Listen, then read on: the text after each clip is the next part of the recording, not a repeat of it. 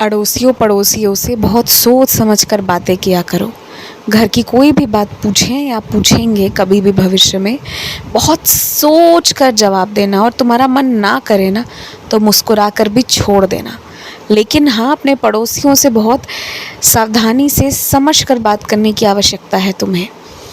मैं तुम्हारे मन में कोई डर नहीं डालना चाहता हूँ, लेकिन मैं तुम्हारे घर की गोपनीयता बरकरार रहे ये मैं हमेशा चाहूँगा। और इसी उद्देश्य से मैं तुमसे कहूँगा, कौन कब जा रहा है, कौन कब आ रहा है, क्या हो रहा है, नहीं हो रहा है। तुम अभी अपने तरफ से सबको परिवार मानना शुरू कर दियो, पर क्या अभी सामने से ये चीज़ शुरू हुई है कि सामने भी लोग तुम्हें अपना परिवार मान रहे हैं? जब तक इस चीज़ की शुरुआत नहीं होती है, स्थिर से, चुप से, शांत से रहोगे और किसी को भी अपनी बातें नहीं बताओगे। पहले देखो ना लोग क्या क्या तुम्हें बता रहे हैं, कौन तुम्हें उतना अपना मानना शुरू किया है। पहले सामने से देखो। हर बार शुरुआत तुमने की है, इस बार शुरुआत लोगों को करने दो। मुझे ऐसा लगता है कि किसी को घूमते देखकर, किसी की तस्वीरें देखकर तुम्हें भी उस जगह घूमने की बहुत इच्छा हो गई है। लेकिन मैं एक बात कहूँ तुमसे, तुम उस जगह के बारे में, वहाँ का इतिहास और वहाँ की चीज़ों के बारे में थोड़ा पढ़ो पहले। तुम बस देख लिए हो तो एकदम से तुम्हारी इच्छा हो रही है, लेकिन ये भी बात सच है, इससे भी झुटलाया नहीं जा सकता कि बस ये महज तुम्हारी अभी इच्छा किसी को देख कर हुई है।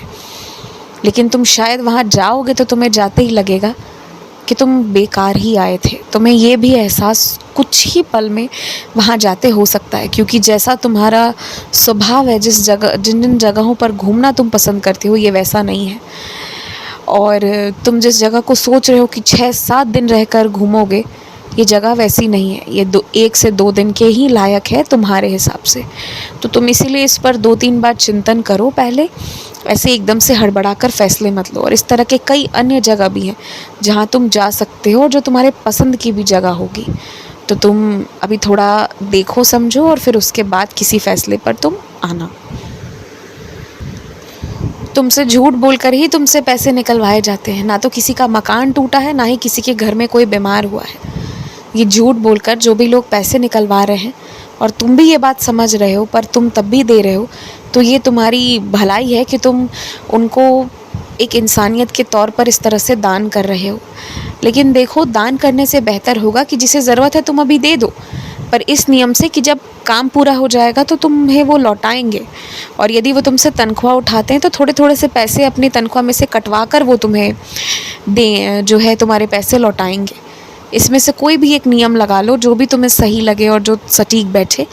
लेकिन हाँ, शुरुआत करोगे एक कारण से, धीरे धीरे लोग कई कारणों के लिए तुमसे अपने घर की पूरी खर्च तुम्हारे ऊपर ला कर रख देंगे, और तब तुम्हें क्रोध आएगा और कुछ कर नहीं पाओगे। इसलिए शुरू में ही ना कहना सीख जाओ। जहाँ लगे तुरंत ना कहो। जिस तरह हाँ तुरंत कहते हो, उतने ही तुरंत में ना कहना भी सीखो।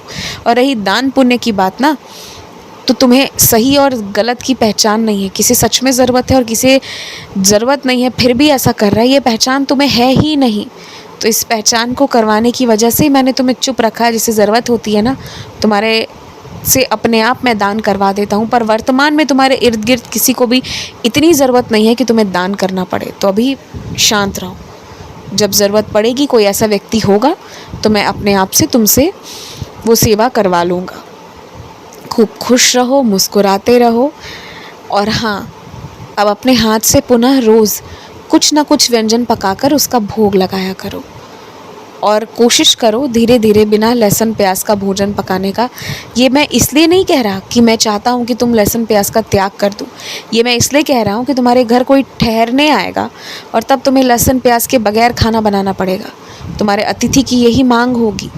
तो इसलिए पहले से ही तुम्हारे हाथों पर बैठा रहेगा कि कैसे बनाना है, तो किसी के आने पर तुम्हें ना तो गुस्सा आएगा ना परेशानी होगी।